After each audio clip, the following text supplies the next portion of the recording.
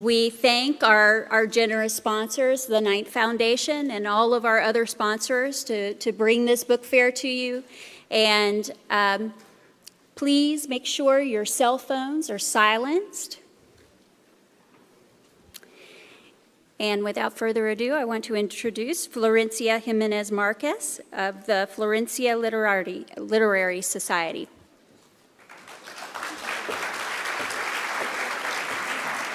Good evening.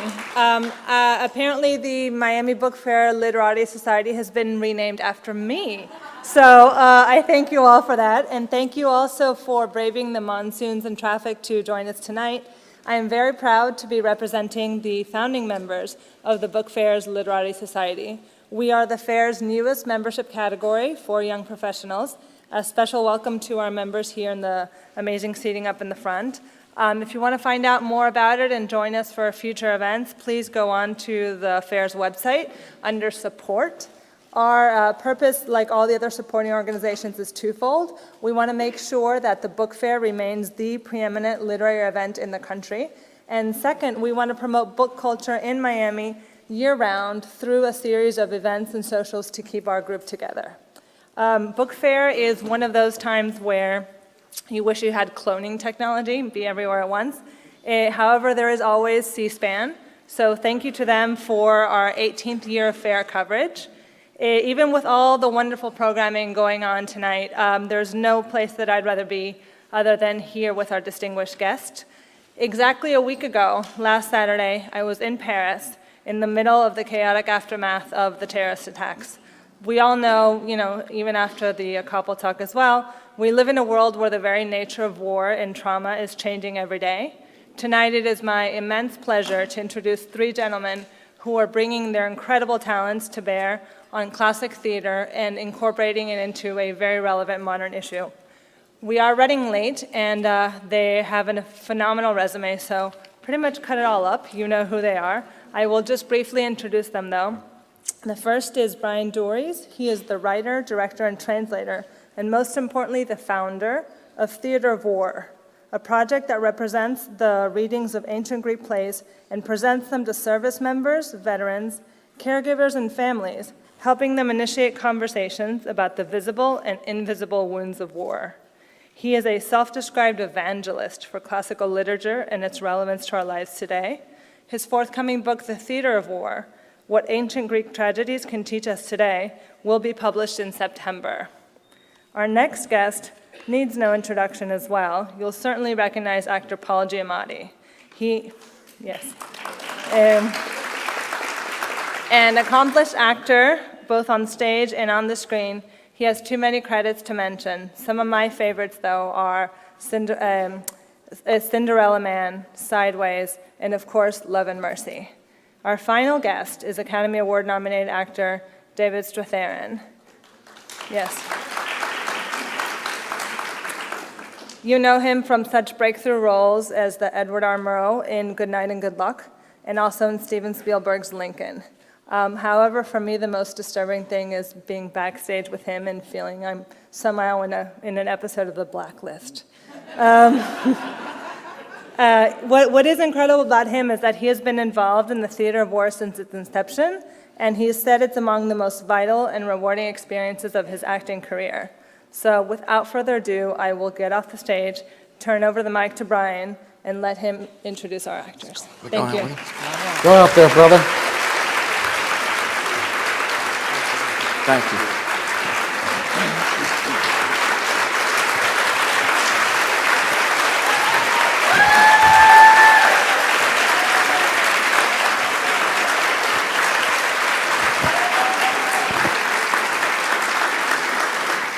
Thank you so much. My name is Bryan Dorries. As was mentioned before, I'm the founder of Theater of War, and my book is not forthcoming in September. It was published in September. That's why we're here, and it's on sale. And we're really delighted to be performing for you tonight from the book. The two actors, Paul and David, who've joined me and come down from New York City this afternoon to perform for you, are part of a larger company of now close to 200 actors who, when they get the call from me, do you want to fly in the back of a plane, stay in a Holiday Inn, and get up at the crack of dawn and perform Greek tragedy for 1,000 Marines that were mandatorily or voluntold to see Greek tragedy, and then talk about their feelings, they jump. They jump at the opportunity because they believe, like I do, that there's nothing more important that we could ever do with our craft than what we do night after night with the projects that we perform. In our profession, it's very rare to feel like we're of service with our talents, with our craft, and so to be able to be of service and feel like it makes a difference in people's lives is extremely significant to us. You all were not voluntold, you weren't mandatorily made to come, and many of you came in spite of the rain and in spite of this running late, and we really appreciate your presence. I presume you came seeking something, and so tonight we're going to perform several sections of my book, The Theater of War, What Ancient Greek Tragedies Can Teach Us Today, which was published by Knopf in September. And then when we're done with the reading, I'm going to come back out, join the actors, and we're going to open it up to a discussion, both about what we do and what we've experienced in the communities we perform for, from the Pentagon to homeless shelters to churches to Guantanamo Bay, Cuba, to the Middle East, to your own personal reactions to the material as you heard it tonight. And we'll run a little bit beyond an hour because we want to leave room for people to be heard. And without further ado, I'm going to turn things over to Paul and David for their reading of my book, The Theater of War.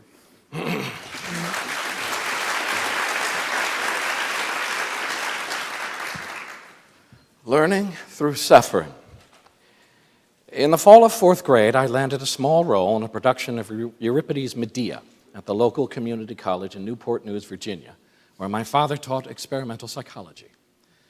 I played one of the ill-fated boys slaughtered at the hand of their pathologically jealous mother. I can still remember my one line, which I belted backstage with abandon as several drama majors pretended to bludgeon me with long wooden canes behind a black velvet curtain. "No, no, the sword is falling!" The director, a short, fiery German auteur with spiky white hair and a black leather jacket always draped over his shoulders like a cape, would scream at the cast during rehearsals at the top of his lungs until we delivered our lines with the appropriate zeal. Whenever our performances reached the desired fever pitch, he would jump up from his chair and explode with delight. "Now we are cooking!" During daytime performances for local high school students, the boredom in the theater was as palpable as the thick layer of humidity generated by sweaty adolescents fidgeting in their seats, whispering and blowing spitballs in the shadows, waiting for the agony to end. Whenever I entered the stage, wearing a tight gold polyester tunic, which clung to my thighs and itched mercilessly under the unforgiving lights, I heard rippling waves of laughter move through the crowd. What was so funny, I wondered, squinting into the stage lights. After the show closed at the cast party, one of my fellow actors confirmed that the laughter had, in fact, been at my expense. Unaccustomed to wearing a tunic, I had provided the high school audience with an extended full frontal view of my underwear while perched atop a large granite boulder. Seeing my Fruit of the Looms was likely the most memorable event in those students' mandatory encounter with Euripides. And most of us probably developed an allergy to ancient Greek drama in high school, when some well-intending English teacher required us to read plays like Oedipus Rex, Antigone, Prometheus Bound, and the Oresteia in rigid Victorian translations, or forced us to watch seemingly endless films featuring British actors in loose-fitting sheets and golden sandals, declaiming the vocative refrain, "Oh, Zeus," from behind masks. If your early encounters with the ancient Greeks zapped you of any ambition to ever pick up a play by Aeschylus, Sophocles, or Euripides again, you are not alone. Aeschylus is known for having written in his play Agamemnon that humans learn through suffering. But for most students, studying ancient Greek drama is just an exercise in suffering, with no apparent educational value. One hope of this book is to administer an antidote to the obligatory high school unit on ancient Greek tragedy. One concept that gets drilled into our heads in high school is fate. The word for fate in ancient Greek, moira, means portion. In Greek antiquity, fate was worshipped in the form of three goddesses: Clotho, the spinner; Lachesis, the allotter; and Atropos, the unturnable. Fate was older and more powerful than all of the gods combined, and the entire cosmos was subject to its laws. No one lived above it or beyond it. Yet the Greek concept of fate, as it is encountered in Greek tragedy, is much subtler than many of us generally understand. In tragedy, the concept of fate is not mutually exclusive of the existence of free will, nor does the ancient idea of destiny negate the role of personal choices and human agency. In 1976, the year I was born, my father was diagnosed with type 2 diabetes, an insidious, cruel disease that dismantled his mind and body slowly, almost imperceptibly, over a period of 33 years.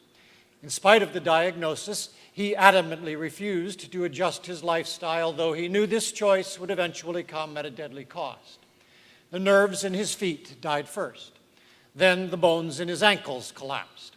Then came the incurable lesions, the festering sores, the bouts of colitis, the kidney failure, the daily dialysis treatments, the kidney transplant, the septic infections, the endocarditis, the blindness, the dementia, the seizures, the horrifying hallucinations, and finally, after much suffering, a protracted, terrifying death during which he believed a gaggle of black, raven-like demons were swarming all around him, waiting to take his soul to hell. The word diabetes comes from the Greek word diabeino, to run through. The name derives from the signature symptoms of the disease, an unquenchable thirst combined with a constant need to urinate. Water runs through diabetes.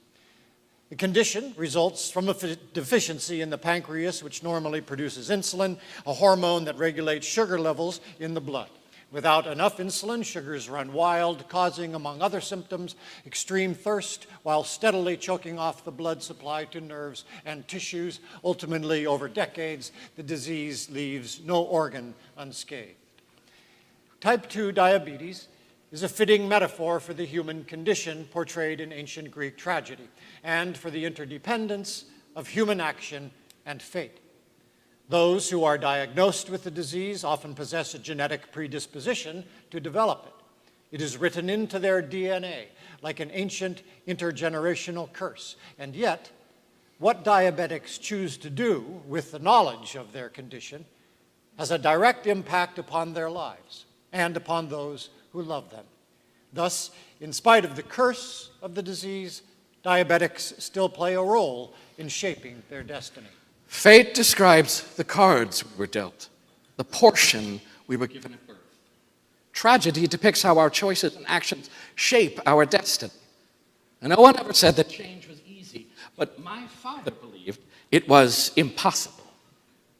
He often told his experimental psychology students that when it came to human behavior, what passed for change was no more than a fantasy, an illusion.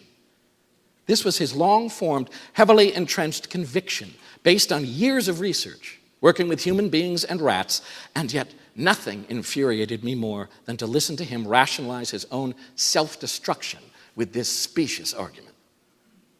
His unwillingness to acknowledge even the remote possibility of meaningful change fueled some of our worst fights and forever drove a wedge between us. In the heat of one memorable argument, he eyed the collection of Sophocles' plays I had under my arm and asked, Don't you believe in fate, Bryan? All of those Greek plays end in disaster, no matter what the characters try to do.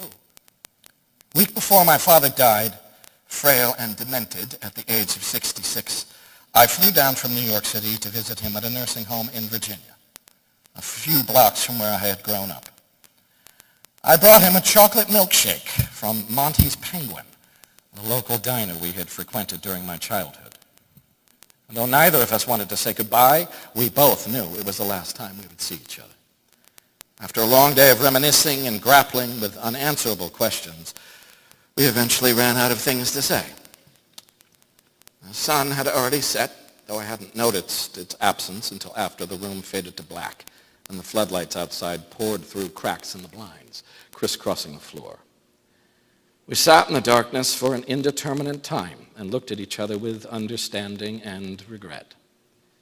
Finally, after my father closed his eyes and slipped back into semi-consciousness, I tossed my coat over my shoulder and slowly approached his bed, bending over to look at him one last time, to take in his face, so I wouldn't somehow forget its contours after he was gone. Suddenly, without opening his eyes, he reached up and grabbed my arm, pulling me toward his face, contorted in a rictus of horror, with the desperation of a drowning victim. Clamping down with all of his remaining strength, he sobbed, "The same thing is going to happen to you and to your brother. It's fate. It's fate." It was his dementia talking, I told myself, not him. But it was also a curse. For my father, fate was a pretext to behave fatalistically. It was the same notion of inescapable fate that I had encountered in school. Whenever I heard it, every cell in my body rose up in revolt, resisting the idea that we humans live without the ability to change the course of our destinies.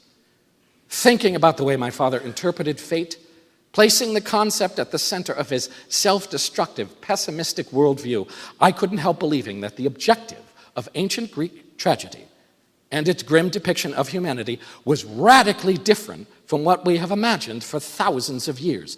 Fate and free will are not mutually exclusive in ancient Greek tragedy. Fate always requires human action or inaction in order to be fulfilled. Perhaps by cultivating a heightened awareness of the forces that shape our lives and of the pivotal role our choices and actions play in realizing our destiny, Greek tragedy was designed to promote the possibility of change.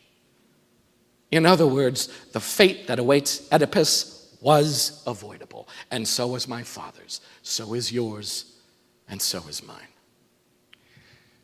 The word sophomore comes from two Greek roots: sophos, wise, moros, foolish. During my sophomore or second year at Kenyon, a small liberal arts college in rural Ohio, in an act of blind ambition, I determined to take on the entire classical tripod, Greek, Latin, and Hebrew. Although classics is a rarefied field with ever-dwindling teaching resources, there was no shortage of Latin instruction at the college.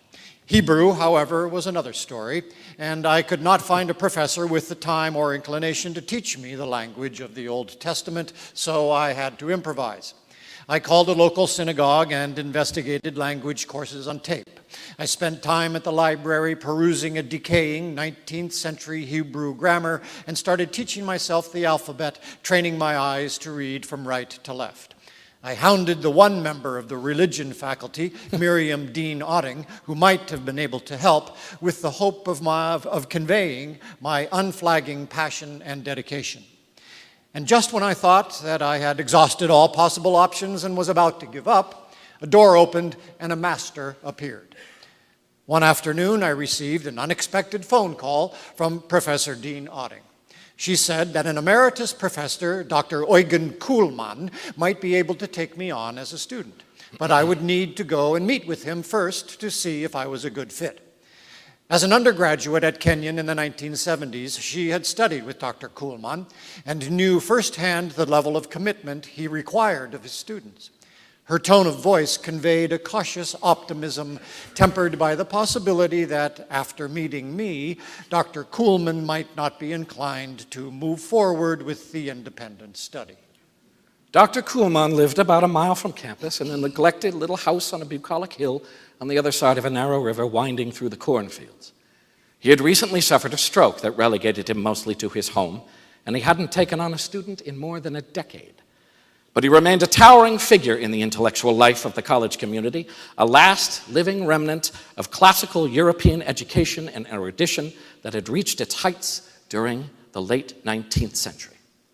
Rumor had it that Dr. Kuhlmann knew as many as 20 languages, and according to one apocryphal story, at one point in his career, he had taught 11 classes over the course of one semester in 5 different departments: classics, psychology, philosophy, German, and religion. Of course, to Dr. Kuhlmann, these academic distinctions were laughably arbitrary. and he often spoke about the importance of playing the grand piano of all humanistic disciplines. As a child, he had been educated in the gymnasium system in Germany and later completed his undergraduate and graduate work in Basel, Switzerland, studying under luminaries such as Martin Buber, until moving to the United States in 1946. His house in rural Ohio overflowed with tired, broken furniture and countless stacks of books. Over the stairwell leading to his musty basement, a fading poster of Albert Einstein loomed larger than life. And within easy reach of his dining room table, on a small set of shelves, sat the complete essays of Ralph Waldo Emerson, the collected Shakespeare, Voltaire's Candide, and Gibbon's The Decline and Fall of the Roman Empire, among many other volumes that Dr. Kuhlmann believed essential reading for anyone who claimed to be educated. Each time he finished reading one of these books, he would start reading it again. Once, when I asked him about his experiences as a young student, he described a class in which all the pupils were expected to memorize and recite large sections of Homer's Odyssey in ancient Greek. The students were seated in order of their rank, and when one of the students at the front of the room made even the smallest of mistakes in his recitation, the instructor would cut him off swiftly by saying, I'm sorry, but you have no promise. and point him to the back of the room. I vividly remember the day I submitted myself to a 45-minute interview at Dr. Kuhlmann's home, sweating straight through the armpits of a second-hand Harris tweed jacket as he reviewed my feeble academic qualifications at his dining room table. Inspecting me through black Coke bottle glasses, which exponentially magnified the appearance of his bottomless black pupils, he appeared to look straight through me. In the olden days, we began our studies of Latin in what you call elementary school, Greek in what you call middle school, and if we were promising students, Hebrew in high school. You have only 1 year of Greek and no Latin. What makes you think that you are qualified to study Hebrew? His questioning continued in this fashion for at least another 30 minutes, as he depicted the many challenges of Hebrew grammar and pronunciation, implying in not-so-subtle ways that I shouldn't waste my time pursuing something so far out of reach.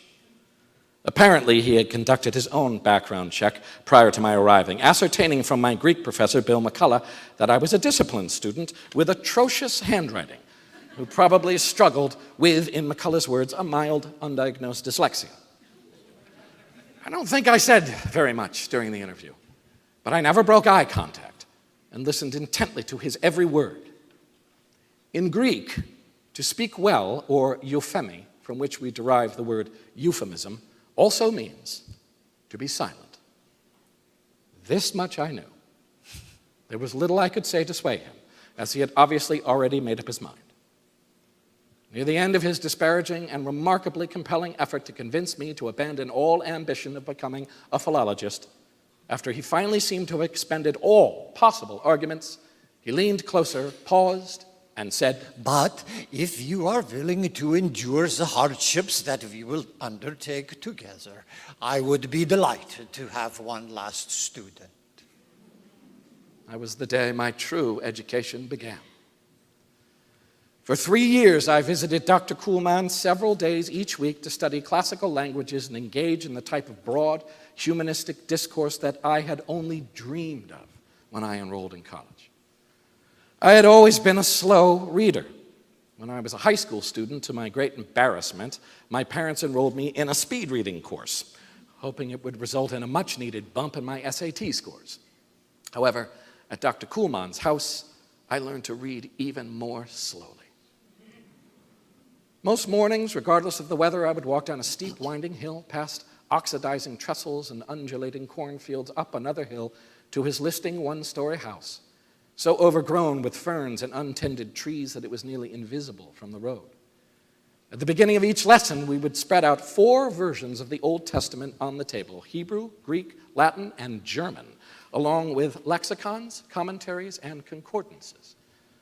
Then we would proceed to read 5 lines in 5 hours, stopping often to scrutinize prepositions, idioms, and potential errors of transcription, while comparing translations and digressing sometimes for hours to investigate the etymologies of words. The name for this meticulous cross-textual method of reading, almost completely lost to the secular world, is exegesis, a Greek word that means to lead out or to lead out from.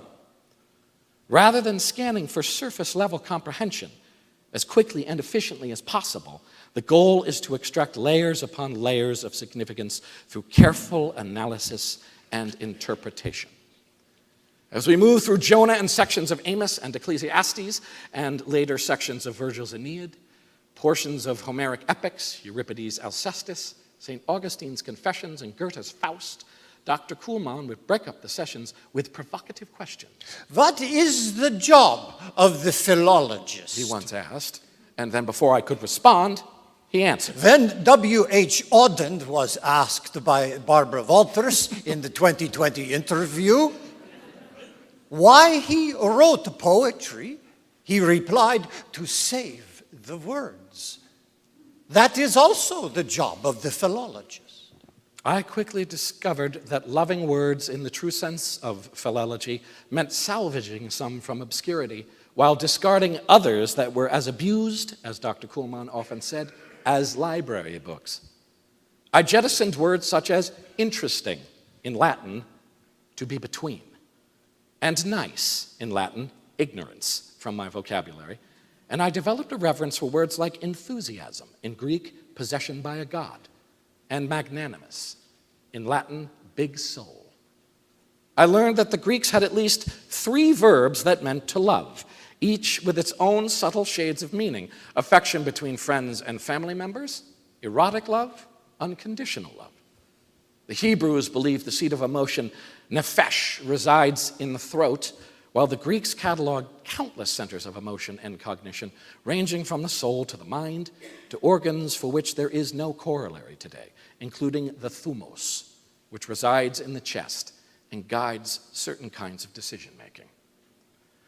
I learned many things during my sessions with Dr. Kuhlmann, but perhaps the most important was to relate what I was reading in classical texts to events in the contemporary world.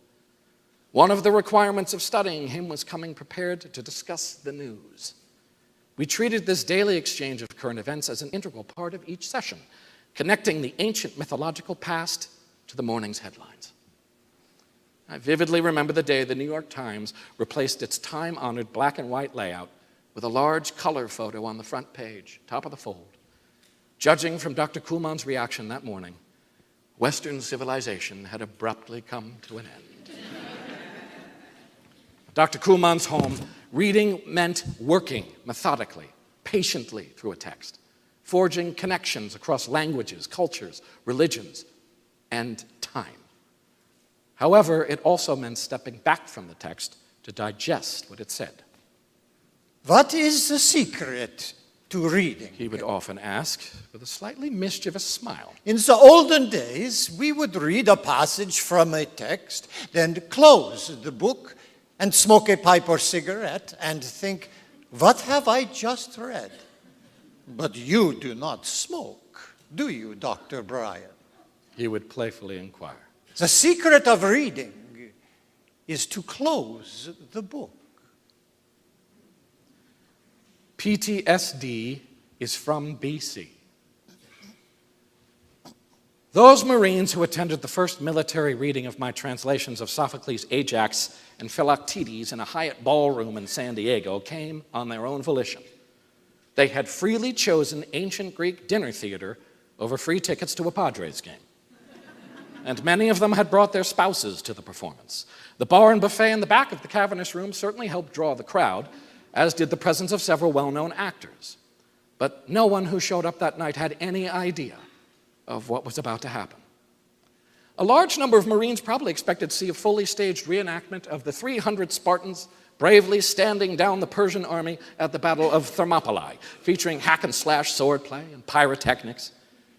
But when they discovered 4 actors in their street clothes sitting at a long table in front of microphones, wielding scripts instead of battle axes or spears, a sizable portion of the audience was visibly disappointed.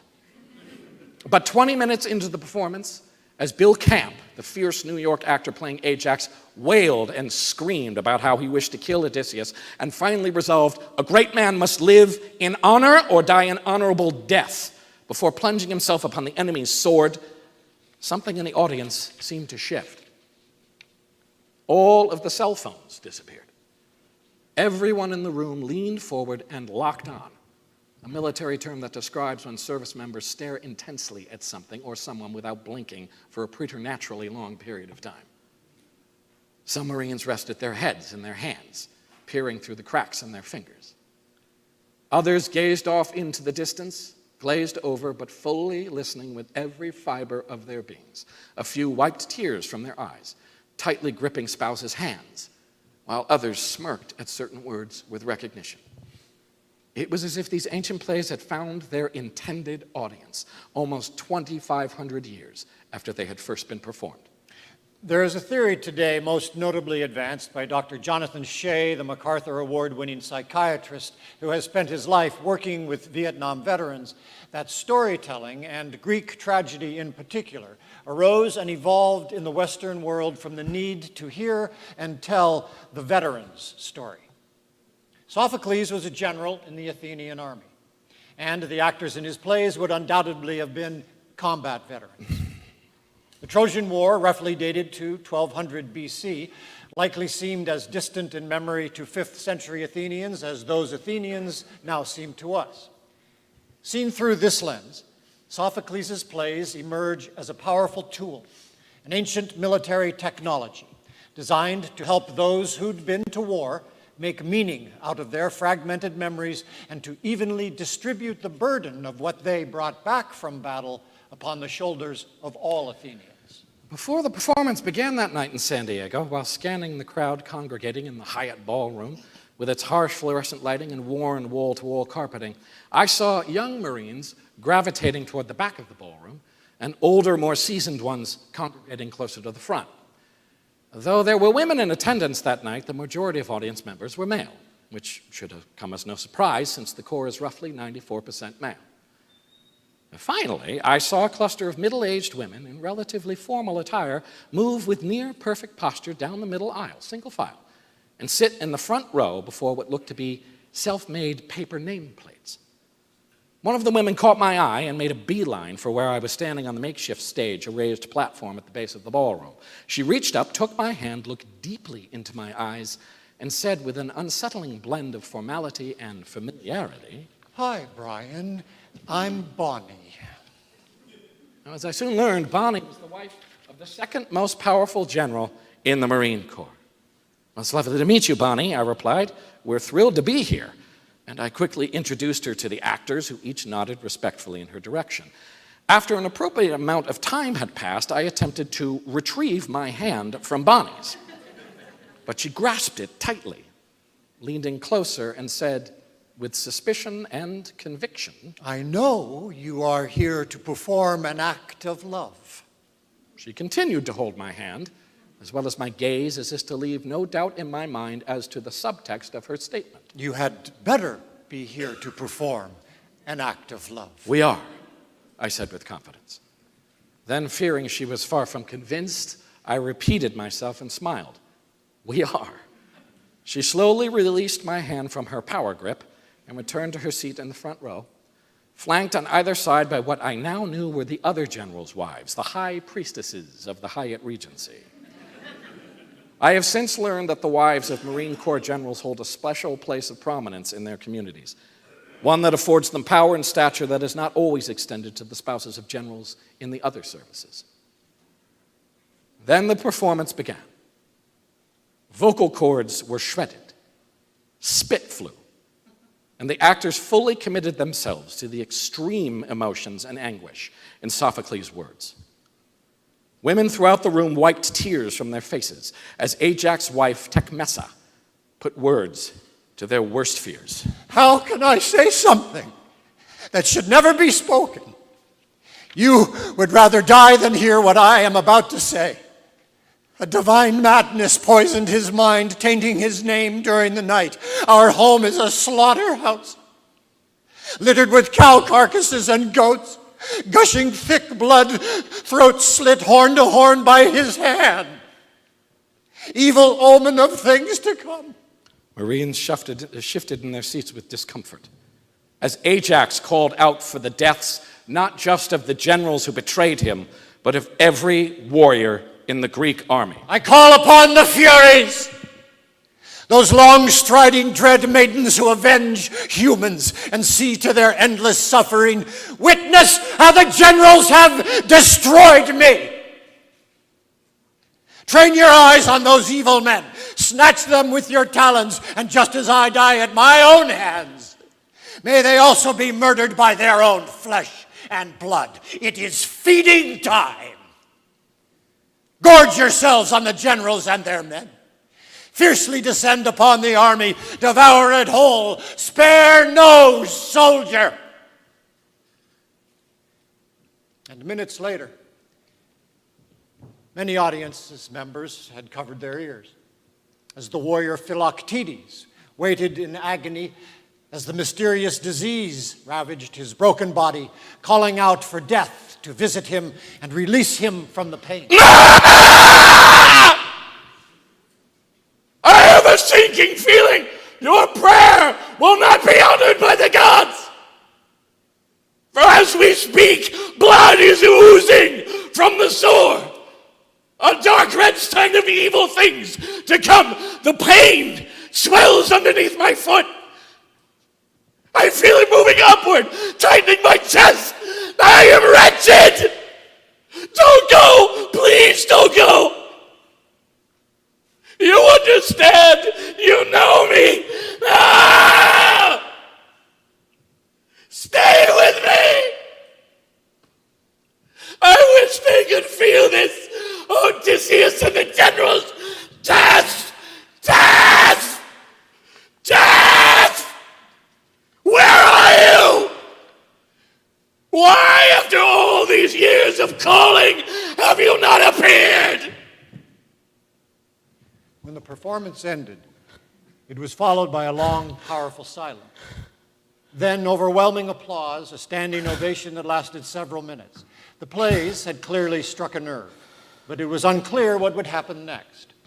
To help break the ice of the post-reading discussion, I had worked with the conference planners to identify 3 members of the community, a spouse, a Marine, and a psychiatrist, to respond to the plays in the moment from their guts and talk about what they heard and saw that resonated with their own experiences at war and caring for those who had been to war.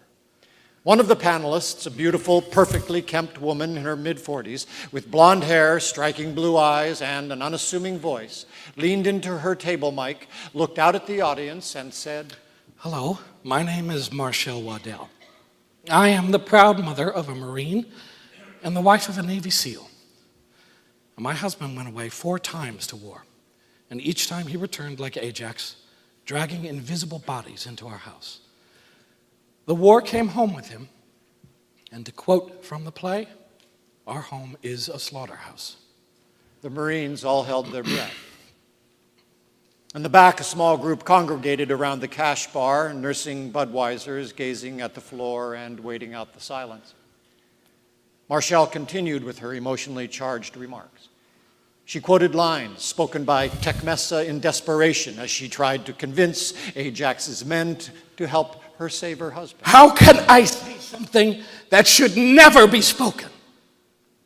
You would rather die than hear what I'm about to say. And for a moment, from the body language in the room, it seemed like Marshall might be right. She was speaking the truth of her experiences as a caregiver and as a military spouse, and as painful as it was to say and to hear, she was also opening a space for other spouses in the room to speak their personal truths.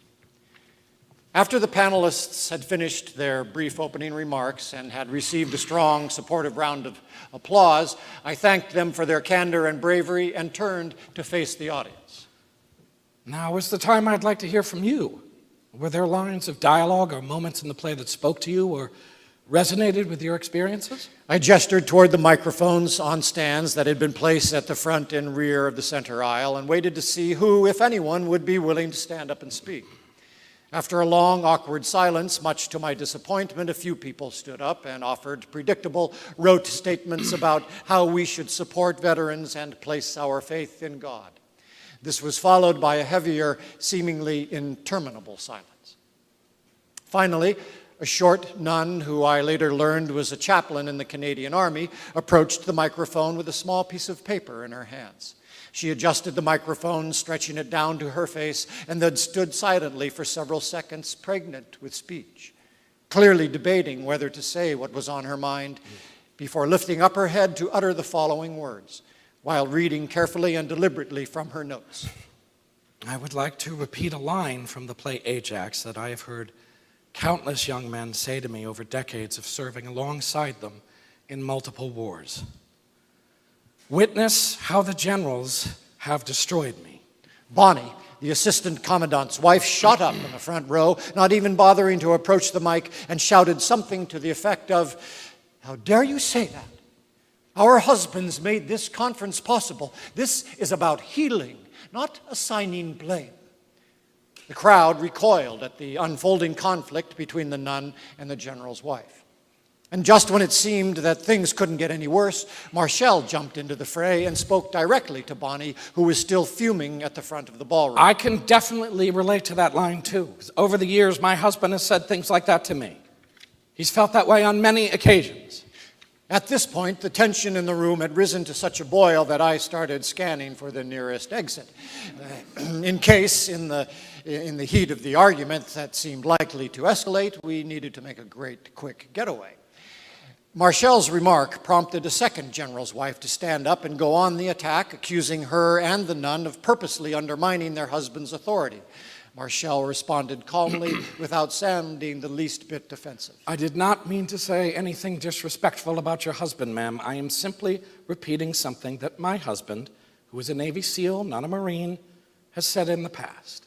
And before I knew it, there were at least 30 people lined up to speak at the microphones. Each person, whether or not he or she responded directly to the nun or the general's wives or Marshall, as leadership was just one of the many themes that emerged during the discussion, quoted lines from Ajax and Philoctetes without consulting notes, as if the Marines and their spouses had known Sophocles' plays their entire lives. They interweaved their comments about the plays with their own experiences, with such prosody and rhetoric that it seemed Sophocles himself had written their monologues. In the months following the first performance of Theater of War, I began thinking of other audiences that might be helped by ancient Greek tragedies. If Sophocles could be of service to those who served our country, then perhaps he and his contemporaries, Aeschylus and Euripides, could be put to work for other communities. As I began looking at the tragedies through the lens of prospective audiences, certain plays seemed as if they might have something important to say to people working in professions that brought them into close daily contact with suffering and death, but who had no outlet for acknowledging the moral and emotional stress of their jobs. As the number of projects expanded, the ancient plays would lead me and my theater company, Outside the Wire, to audiences in prisons, churches, hospices, and homeless shelters. And these audiences would, in their responses, illuminate the real-world relevance of the plays. Herakles in Hospice. At the end of Women of Trachis, Sophocles' most overlooked and underestimated play, is a scene that speaks to the ethics and emotions surrounding death and dying with timeless power. A man in the throes of unimaginable pain asks his teenage son to help him die.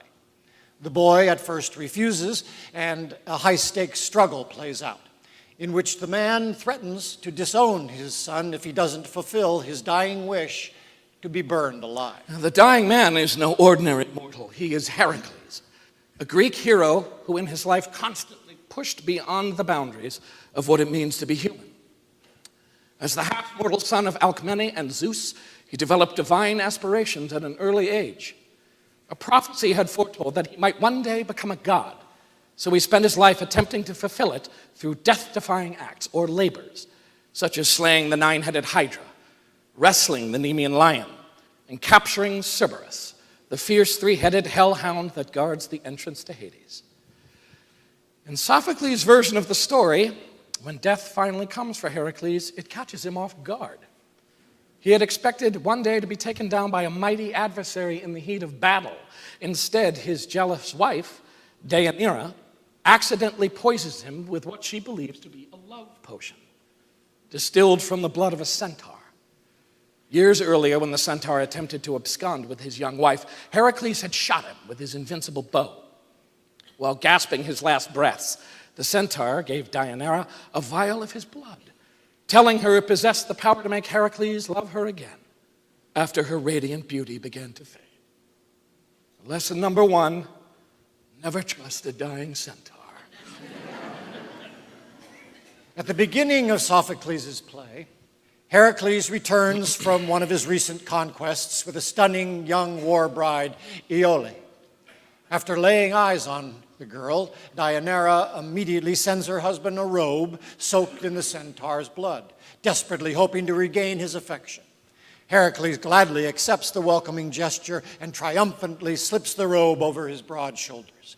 But as soon as sunlight touches the fabric, the poisoned garment brings him to his knees as it eats straight through his flesh, tearing through ligaments and tendons, liquefying his muscles and bones. Howling in agony, he calls for his soldiers to put him out of his misery. Oh, it has me in its teeth! Oh, it feeds on me again! No! Where are you from? You call yourself Greeks? You are the most unjust, unrighteous, unworthy of men. I wore myself down to the bone for you so-called Greeks, ridding your country of monsters and exterminating sea beasts. Now I am the one moaning on the ground, clutching my sides in pain. Will one of you please come quickly and visit me with a sword or a torch? Herakles' once great arms, which defeated the most fearsome of beasts, are no longer strong enough to lift his body from the ground. But true to form, he summons what little energy remains and attempts to take charge of his final moments on Earth. He wishes to die a great death, one that will live on in legend for all time.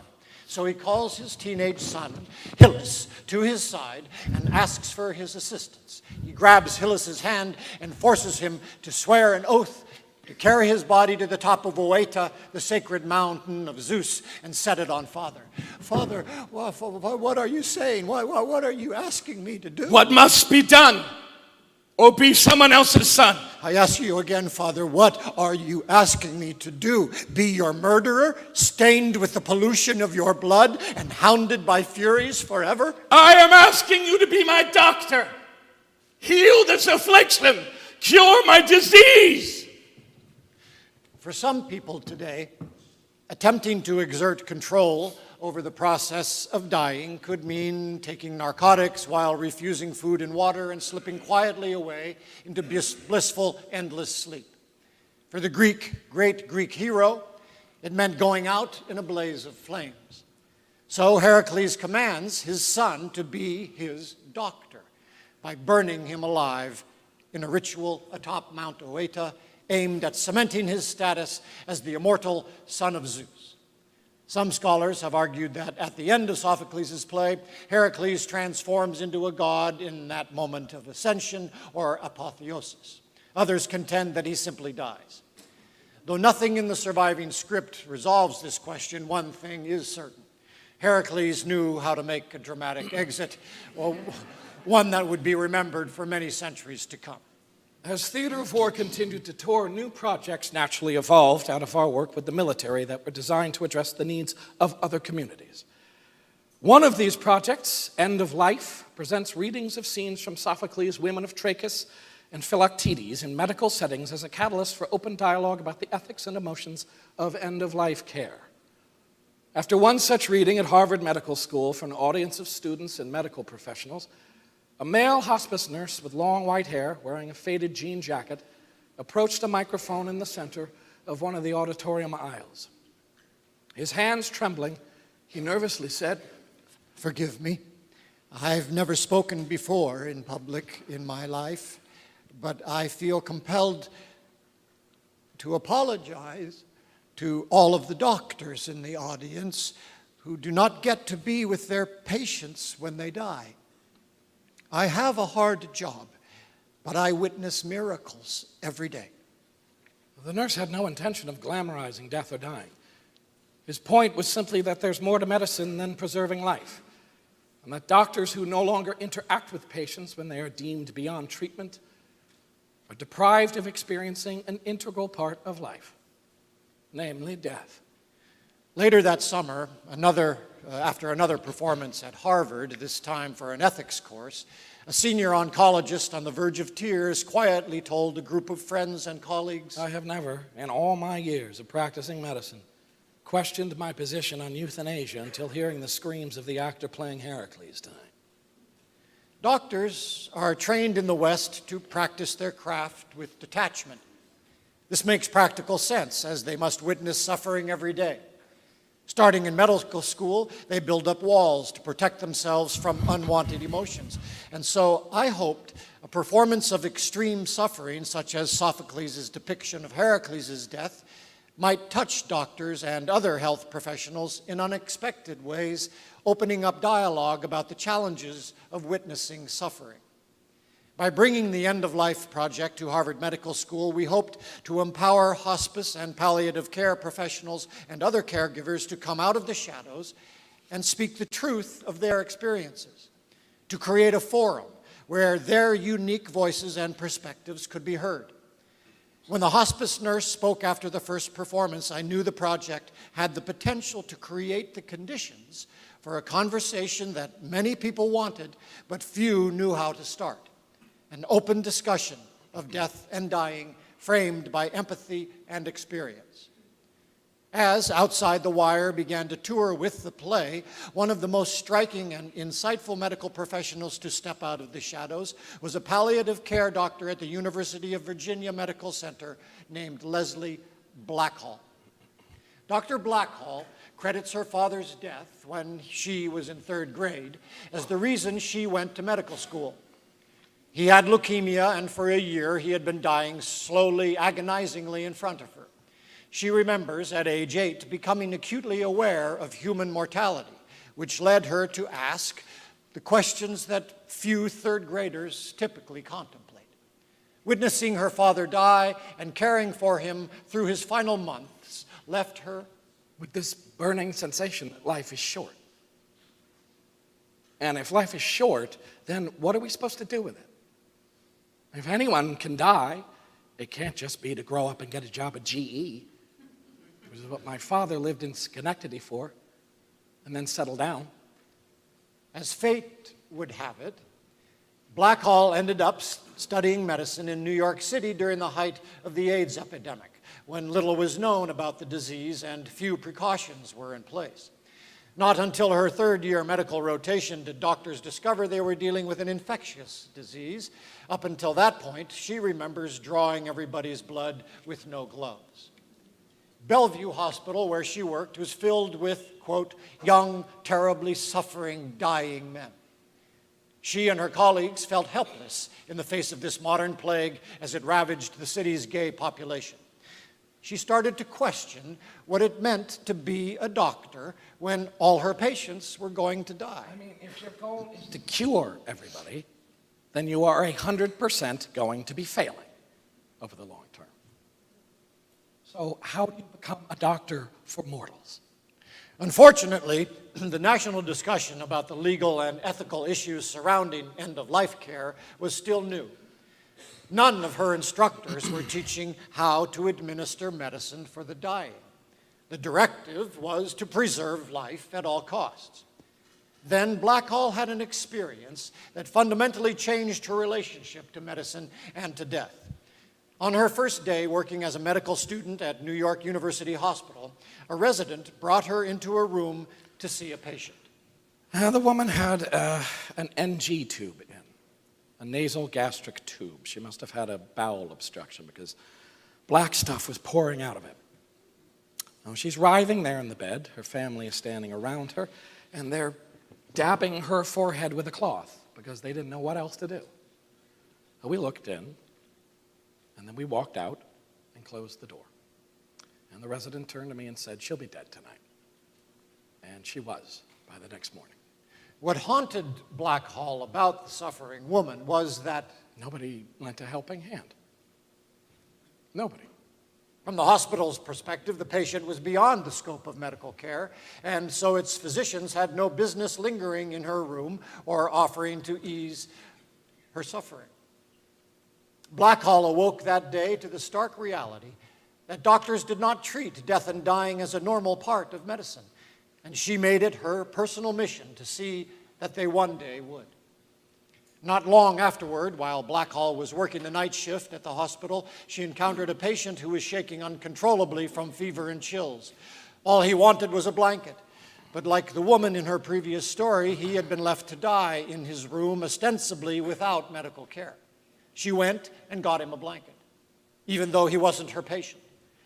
The man was so touched by this gesture that he teared up and said, "Oh my God, you're an angel." and in that simple exchange, when a doctor attending to a dying man by giving him the thing he needed most, Black Hall discovered what she now refers to as her calling.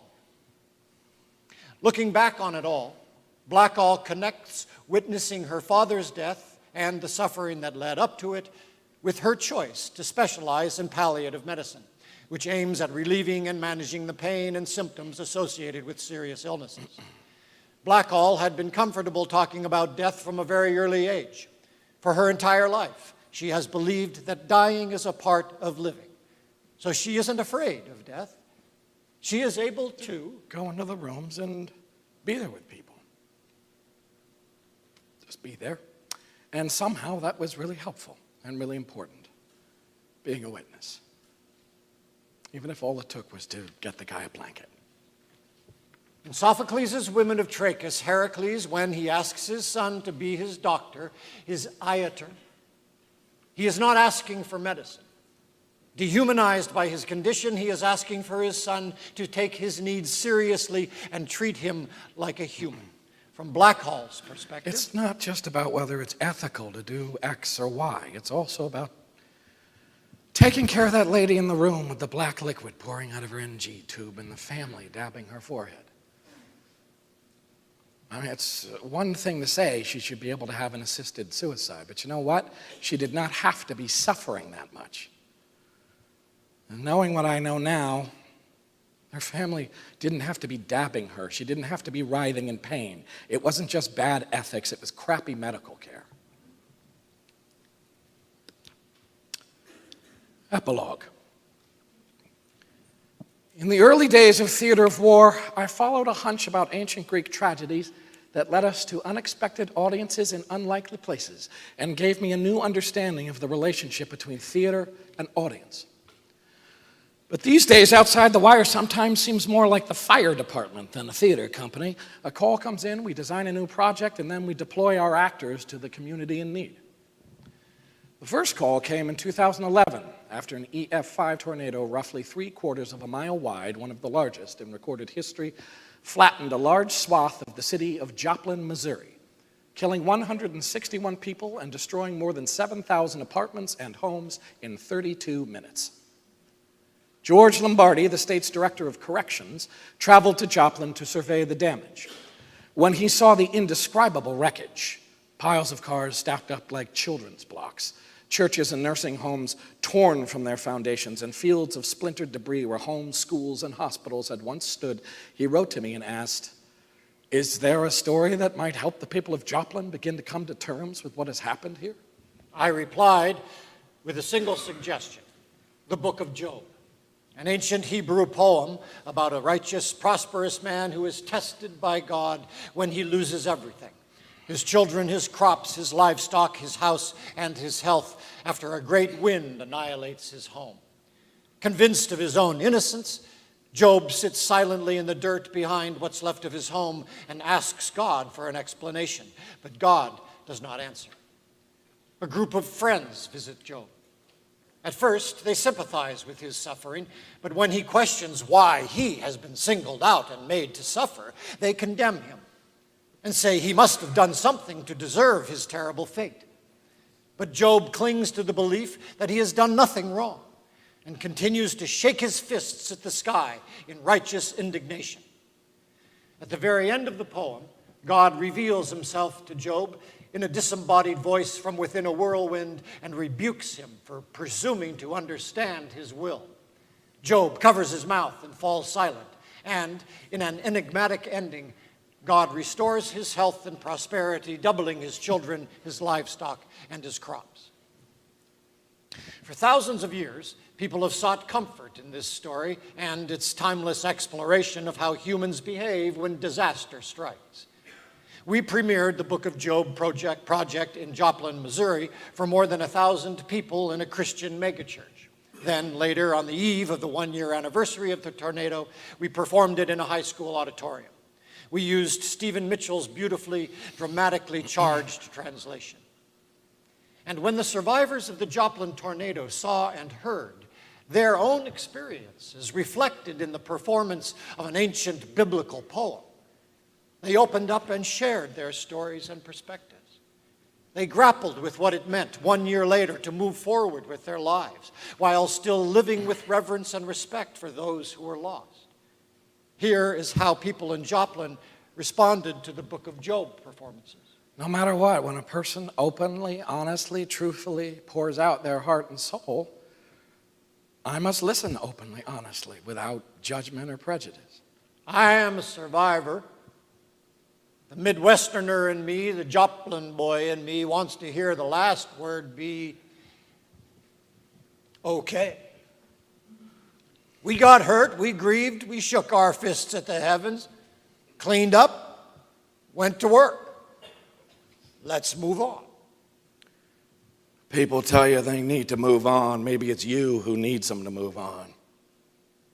Though I lost my home to a tornado in 2011 and to a tree in 2007 and almost lost my life to 6 natural events in the last 6 years, I didn't think I could relate to Job until the actor spoke his words. I talked to a lady after the tornado. She said she wished she had died instead of a friend. I think she was in so much pain. I listened, but I wish I could have known what to say. She'd lost hope. She definitely was wanting to curse God. All I could do was pray, and I cried. Now I wish I'd said nothing and just held her. The words aren't always helpful.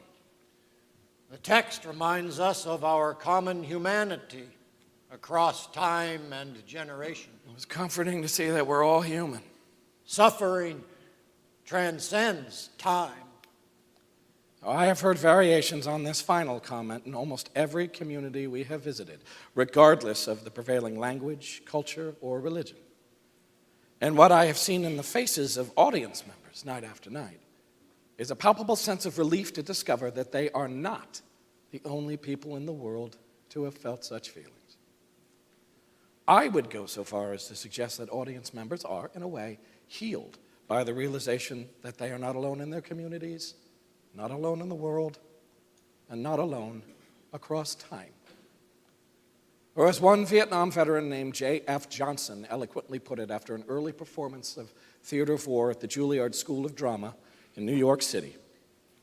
Knowing that PTSD goes back to BC gives me the feeling I'm not totally alone.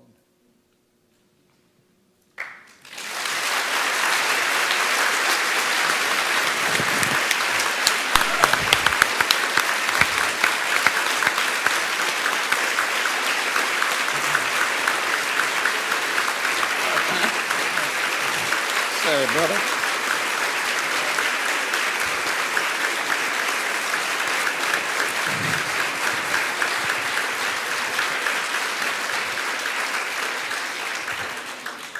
Thank you so much. We realize that it's been a long day for many of you, and there's a party going on, and it's Miami, and we've just talked about tragedy for an hour. And we won't be offended if people walk out, but we want to squeeze a little bit out of this because we never do anything without discussion, so we're going to let it go for a few more minutes, and we want to open it up to you. I founded Theater of War in 2008. We've done more than 500 performances all over the world at this point across 14 different projects. It's because of actors like Paul and David that audiences open up in the way that you heard in the book. And I just want to, for those of you who'd like to say something, I'd just like to frame our discussion, our brief discussion, by asking a question that we ask all of our audiences, which is to say, even though what you heard today, much of what you heard today was set in other places, and the texts you heard performed were from 2,500 years ago, what did you relate to in this story? What resonated with you as truthful to your own experiences? Now, there are microphones in the aisle here, but in every audience, no matter how big or small, whether we're in a bookstore or a theater or a barracks or a basketball court or a field house, there's always one extremely kind person, usually the most intelligent and attractive person in the room, who puts us out of the misery of a long and awkward, interminable silence. And I'll wait till that incredibly attractive, look, people are lining up. That dude right there. Oh, yeah, yeah. Shirt, man. The purple shirt? Yeah. He's a good-looking man. Yeah, in yeah. the So purple shirt. thank you so much. We'd love to hear from you, and we'll take your questions and comments in the time that we have. I'm first? Oh, okay. Oh, most attractive, yes. Well, thank you. I'm a retired neurologist, and I have read both of Dr. Jonathan Shea's books, and I think they complement the work here very well. Dr. Shea has many examples like as you had, and again, he says, you can't know what these people went through. You don't say, I know your pain, unless you also were a soldier. Yeah. But my father came back from the Second World War as a battle surgeon in the Philippines and in New Guinea. And there were a lot of things he never talked about. But after reading that book, I understand what some of the things were that bothered him all of his life. And I thank the actors for really putting their soul into it. Thank you. Thank you. I just want to take 2 seconds and respond. I really appreciate you sharing that about your father and also that comment. And Dr. Shea, Jonathan Shea, has been a major inspiration of this work and a collaborator and a friend and a cheerleader. And if you haven't read Achilles in Vietnam or Odysseus in America, please do, because these are really important works. But this notion of you can't know another person's pain is sort of at the center of the work that we're doing. I mean, I went into this having lost my girlfriend, which is covered in the book, and then my father, which you heard a little bit about tonight. And I felt, as a human being, so isolated, like no one could possibly understand my experience. But all of a sudden, these plays spoke directly to me that I'd known for all this time, as if they'd been written about my experiences. And so I got this idea, if I could put them in front of audiences who'd lived the experiences they described, something powerful and healing hopefully would happen. I agree with the general idea that pain is unknowable, another person's pain is unknowable. But it doesn't mean we should stop trying to understand. Phil Clyde, the National Award-winning, book award-winning author of Redeployment, a Marine Corps veteran, he wrote a beautiful op-ed for the New York Times called "A Failure of Imagination." He read his a section here last year. Last year, and the basic idea was simply, it is a failure of imagination and empathy for soldiers to say no one could possibly understand my experience other than those who were there, even though that's an understandable impulse. And then he says it's an equal failure, if not greater, on the part of civilians to say, how could I possibly know? And this work is about, I think Sophocles as a general led the way. It's about building a bridge between, two islands, to creating the possibility of, if not knowing another person's suffering, understanding why they may feel the way they feel. I think I agree with you there.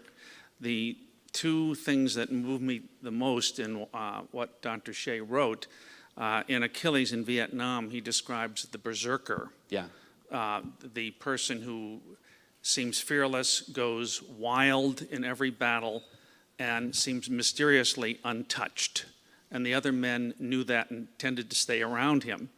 But we don't know what happened to the berserker when he got home. Yeah. And I think I wonder how many of these berserkers ended up like Ajax, as we heard tonight with the equal agony. Yeah. And he also talked about in Odysseus in America, the first thing they did on their way home, where they're supposed to be going back to their wives and families, is they engage in an act of war, sacking a city on the way for no other reason than that's what they'd always been doing. Yeah. And It's so that Maris. adjustment to coming back is clearly very difficult. And we're seeing a lot, and thank heavens we're able to listen and people can talk about it. Yeah, thank you so much. I really appreciate that. Thank you for everything you said. Ma'am. Hi, my name is Dr. Anna Fektarovich. I'm with Anafra Literary Press. I'm exhibiting here, and I run the Pennsylvania Literary Journal. And back in my undergraduate days, I think I took a mythology class, and I think that Ajax was particularly known for his suicide due to coming in second, and his disappointment when the symbol behind the Ajax was primarily that if you're not going to be first, you're going to, you might as well die, So So I was wondering about, how that fits in. And also I was wondering, you guys are really outstanding actors. And I was wondering why you guys are doing this. Is part of it like the drive to become the very best, the greatest actors in the world? Or is that the reason? Well, not that you're suicidal. Thank you for those questions. Yes. You guys want to take the second on, David? I'll just say briefly, because we're going to let a few people speak. Ajax is a play that we do most often on military bases. We just did our 337th performance earlier this week, actually last night, or 2 nights ago. And it's a play, yes, about a warrior who, after 9 years of fighting, after losing his best friend, after taking his unit into the most forward and most dangerous of locations and losing lots of men, ultimately, when devalued and betrayed by his command, loses his grip on reality and kills a bunch of animals, and is so consumed with shame over what he's done when he wakes up from this berserk state, it was referenced earlier, that he takes his own life. And Sophocles does something so remarkable. I've never seen anything in Western literature that matches it. He not only staged the suicide in front of 17,000 citizen soldiers in a century in which the Athenians saw 80 years of war. He not only had a combat veteran playing a combat veteran killing himself with the generals seated in thrones in the front row, but he takes us inside the mind of someone who is thinking about suicide, into the ideation. And there's this passage with these actors, if we did it tonight, you'd hear it, where he said, right when he's about to kill himself, where he says, "But I shall miss the light of day and the sacred fields of Salamis where I played as a boy, and great Athens and all my friends." And you hear his ambivalence. And for our audiences, that ambivalence is everything, because the notion that suicide is a weakness is pervasive. It's something that we as a culture still have to grapple with. There are people who stand up at our performances who express that opinion. But in that moment of ambivalence, that subtlety of that ambivalence, you see that it's the greatest struggle this man has ever endured. It's the greatest struggle he's ever encountered, whether to live or to die. And so the plays are humanized by these great performances and these great performers who sometimes sacrifice their careers in order to deliver their performance, or give up commercial work sometimes to do this work. But more to the point, the wisdom and the insights that we have gleaned about these plays have come from audience members who've said things because they've recognized themselves in their own struggles in those speeches. It's not a play about, from my perspective, about someone being passed over for an honor who flips out because he doesn't have first place. It's about someone who's grieving the loss of his best friend, who wants the armor of his friend as a way to process that grief, and it's given to somebody else that he feels wasn't connected to that person, and it destroys him. And Jonathan Shay and others, we're now coming to this consensus, the clinical community is coming over too, that the signature wound of these wars is not PTSD. It's what we call moral injury, betrayal. Jonathan Shay says the betrayal of what's right in a high-stakes situation in which I have very little control. I think about all the ways that we betray people intentionally and unintentionally, leave them on islands like Philoctetes, leave them on sand dunes like Ajax with weapons and ideations. And the work is about, well, how do we get those people back into society? How do we help them reintegrate and heal? But anyway, that's a long answer, but there are a few people behind you, and thank you so much. I'm a high school English teacher that probably ruins these plays, but Sorry, I didn't mean that. No. You're probably not. what I'm thinking is you have found the right audience for the Greek plays, and 14-year-old sheltered kids in Miami maybe need to be an audience for something else.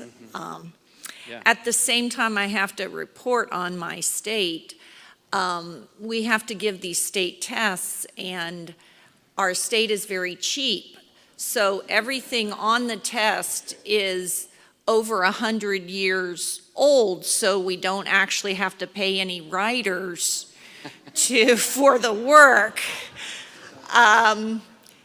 It's a bizarre world I'm operating in. So I'm trying to teach my kids contemporary stuff that maybe actually has something to say to a 14-year-old to enliven their love of reading. At the same time, they're being tested on stuff that is so old that the kids are very frustrated with it. Thank you. I really appreciate it. I appreciate that struggle so much. It's mentioned in the thing that was read tonight that there's a theory called ephebic theory, that Greek drama was a form of training and initiation for late adolescents, for 16 through 18-year-olds who were about to, if they were young men, matriculate into the armed forces and begin participating in civic discourse and the democracy.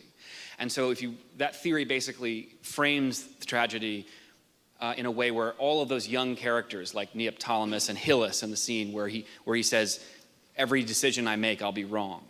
We're thrust into these impossible ethical situations in which someone's going to die, it's going to be their fault, and even if they do the right thing, they'll be haunted by furies for the rest of their lives. That was a way of preparing young people for what it means to be an adult. And it wasn't until my 20s, when I lost my girlfriend and was in the hospital with my father, that I started to face those decisions where the Greek started to dawn on me. And Nietzsche, Friedrich Nietzsche, says in this wonderful, acerbic, mean-spirited essay criticizing classicists in the late 19th century, that it's only in one's late 20s that what antiquity is begins to dawn on one. Because he argues that experience is a prerequisite, human suffering is a prerequisite for understanding antiquity. All of that's to say, the ephebic theory basically puts forth that the chorus would have been adolescence. And the very place where the close order drill formation of the cadets who were matriculating to the military took place, one of the places was the orchestral area in the Theater of Dionysus. So the synchronized movement of the chorus may have had a relationship with the very teenagers. And so, anyway, all this to say, I don't give up on teenagers in Greek tragedy. They were the intended audience. They were the intended audience. And my counter to that is they need to be in the room with soldiers. They need to be in the room with people who've experienced suffering and death. They need to be in the room in homeless shelters. They need to be in the room. And the idea of experience as a prerequisite for understanding humanities should be a part of our curriculum. Now, I know you have to teach the tests, and I know there's a lot, but there's a wealth of suffering happening in Miami that we can be drawing on. We've only been here a little while, but, we've suffered a little bit, but anyway, thank you so much for your comment. And I'm going to let the actors now take over from here. Yeah. With regard to what resonates with me, I can relate to everything from the academic to the medical to the sacrifices in the military of friends and loved ones. And with the vast array of selections to choose from, the playlists from Greek tragedies and comedies, and with such impassioned actors who, I don't understand how a 14-year-old or a young adult could not relate to in some way that passion, because emotion and passion that is articulated and presented visually and audibly is something that may catch the student's attention a lot better than what's read off the page in a high school classroom. And these plays were meant to be performed in the visual arts. And I always wondered about that when I was reading Shakespeare, that a lot of people in my class, including myself, could not understand in grade school that well. And so why have these great plays and tragedies and comedies not been presented by modern actors that perhaps the younger generation could relate to better than a text in a language that may be difficult for them to understand? And so is there an effort, is there a project that you all are doing that's presenting this to a wider audience?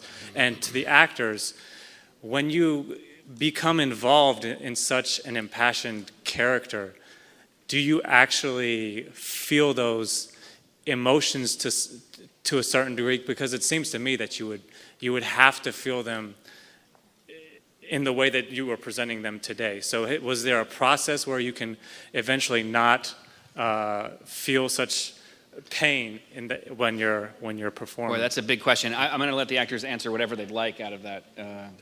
Yeah, Paul? Well, that's a hard question to answer, the one about emotions. So. Yeah. I don't know. What about why aren't the Greeks being performed in America? Yeah. This is rather not very, well, only from what I've seen is that it's the context in which these plays are presented.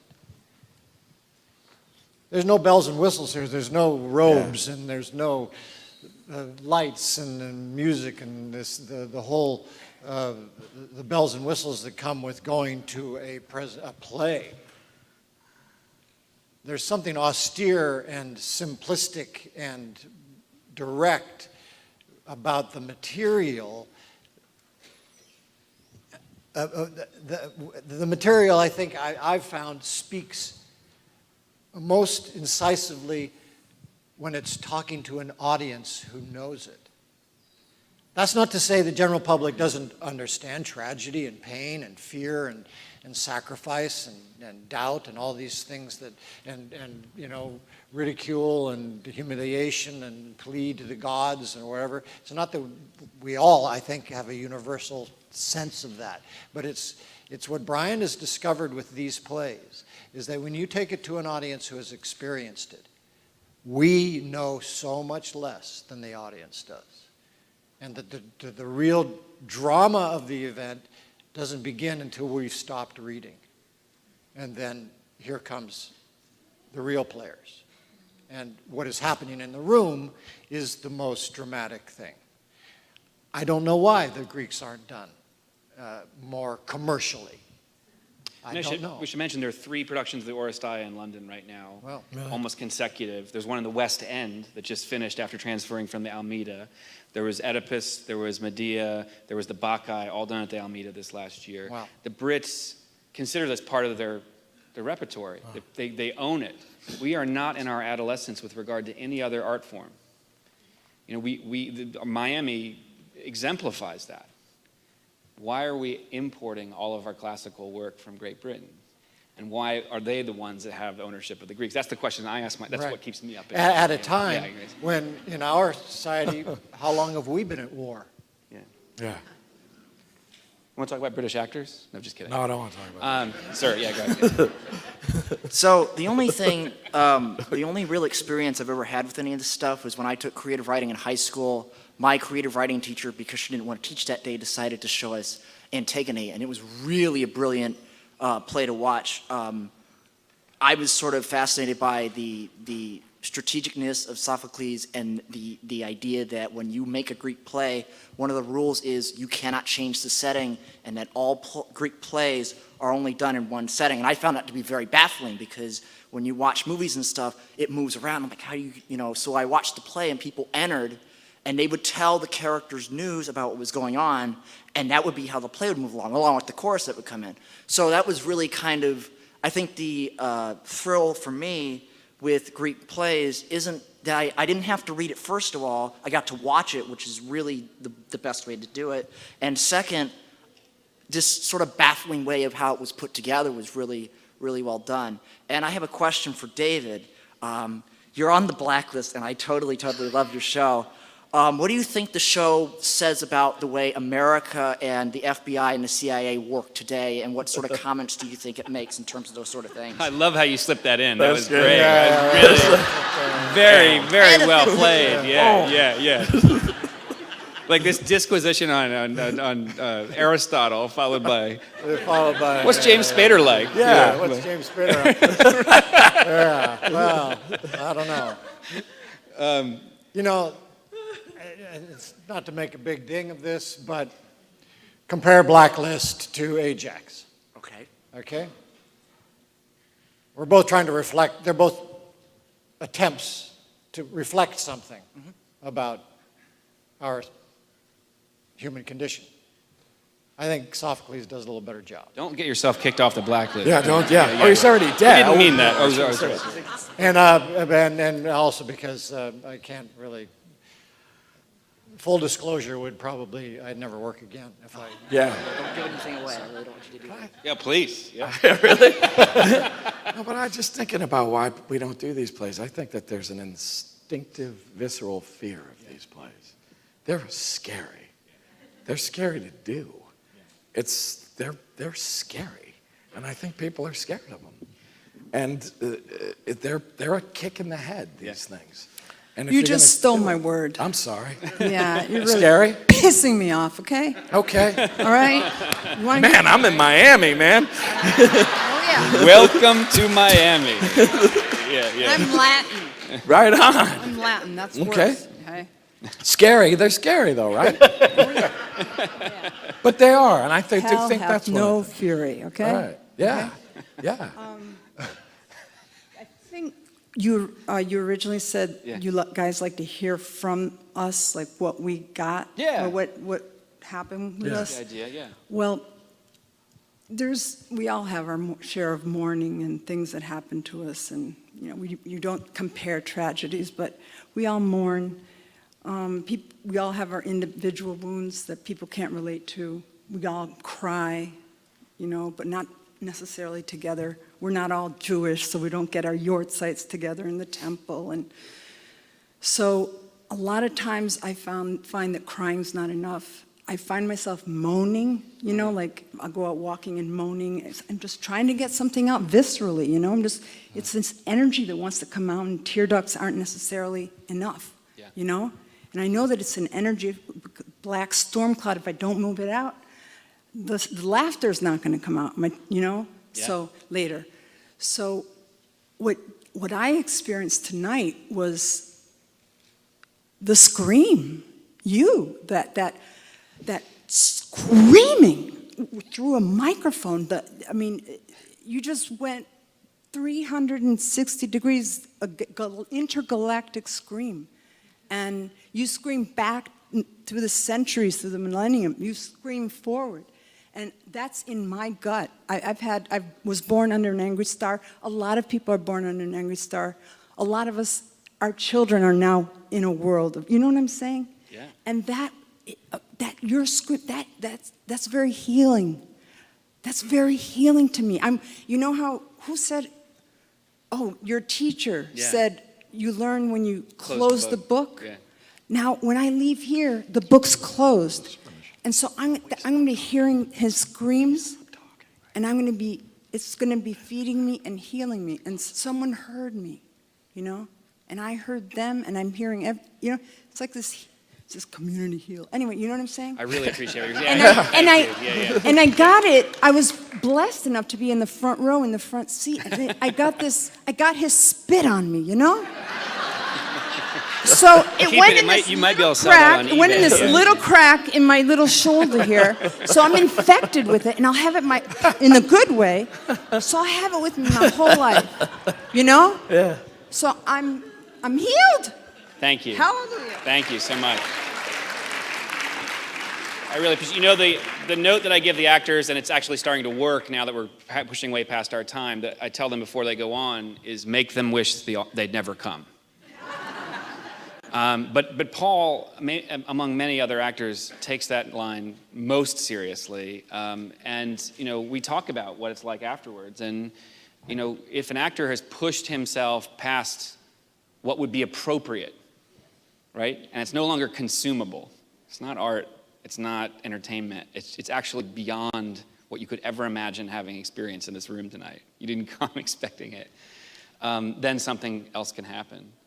But it requires the actor to do that, to give us permission to go to the place that you just described. And so if I had one word to define this work, it's permission, but the permission starts on stage and then it radiates out into the audience.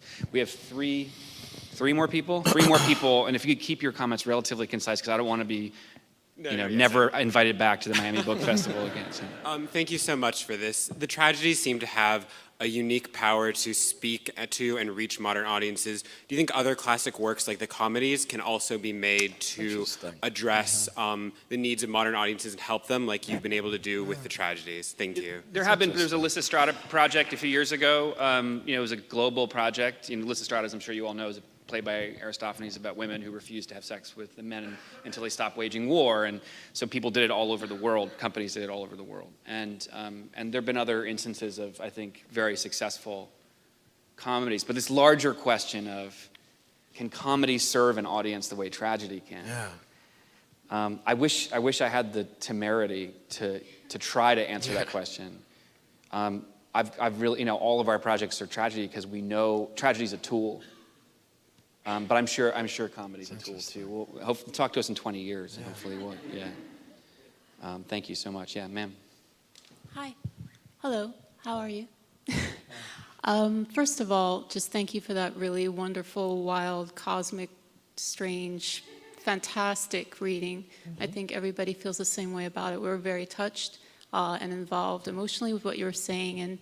And on that account, I just related mostly to the part about dying in the hospital. My father recently passed away, and he was not a soldier, but he was a Kohen, which is a high priest in Judaism, so his Hebrew was Old Testament perfect. So I was listening very carefully when you were talking about the studying of the Hebrew. And also, I think there was a point where you mentioned W.H. Auden in Do You Know Dover Beach, the poem? Yes, that's a very wonderful thing, that last stanza about ignorant armies clashing by night. You might want to throw that in sometime. But, and as a last comment, there is absolutely nothing inappropriate for South Florida. So when you go to the bar, go crazy. We'll take that to heart when we go out tonight. Okay. Yeah, thank you. Appreciate that. Thank you so much. Sir, you're absolutely no pressure to say something brilliant or to assimilate everything that's been said tonight. Sum it up, man. Yeah. Well, it's directed to two actors. I just wanted to know, what is your process to get into character to do these roles in tragedies?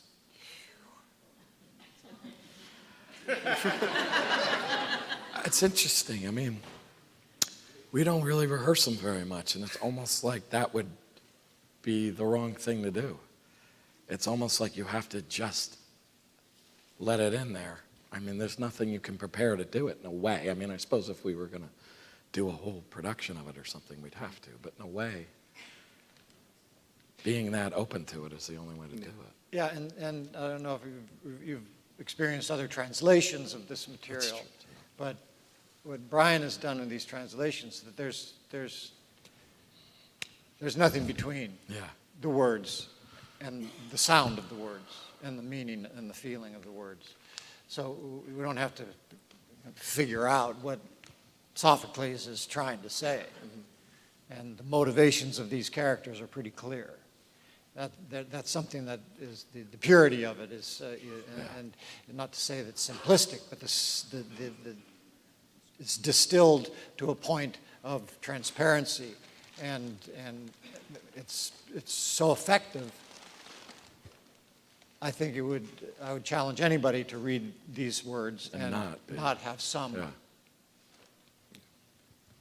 And however it comes out when you read it, that's what it means. Yeah. Because that's how you see it.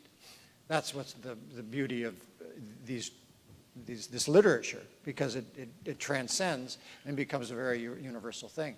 And Bryan has talked about this, that as he said in the book, that you're not alone in this room, you're not alone across the country, you're not alone across time because of this material. So we're all together in it. So it's not about doing a process of what am I going to do and read this stuff. You know, it's a very, very primitive kind of music that comes in and goes out in a pretty unimpeded way. Thank you. Thank you so much. Thank you. Thank you.